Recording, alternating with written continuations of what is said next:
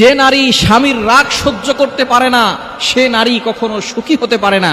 বর্তমান যুগের ম্যাক্সিমাম নারী তারা স্বামীর রাগ সহ্য করতে পারে না, তারা স্বামীর কোনো কথাই শুনতে চায় না, তারা শুধু বলতে চায়, শুধু স্বামীকে শোনাতে চায়। মনে রাখবেন, নবীজি সাল্লাল্লাহু আলাইহি ওয়াসাল্লাম জানিয়ে দিয়েছেন, যদি আল্লাহকে ছাড়া কাউকে সেজদা করা জায়েজ থাকতো তাহলে স্ত্রী তার স্বামীকে সম্মানসূচক সেজদা করতে পারত। যেহেতু জায়েজ নাই, এজন্য স্বামীকে সেজদা করতে পারবে না। কতটা গুরুত্বপূর্ণ কথা নবীজি সাল্লাল্লাহু আলাইহি ওয়াসাল্লাম শিখিয়ে দিয়েছেন। সুতরাং স্বামী রাগ করবে, সেই স্বামী আপনাকে ভালোবাসবে। স্বামী যদি আপনাকে বকা দেয়, আপনাকে আঘাত করে, সেই স্বামী আপনাকে আবার টেনে বুকে জড়িয়ে ধরবে। সুতরাং ওই স্বামী ছাড়া কিন্তু আপনার কোনো পরিচয় নাই।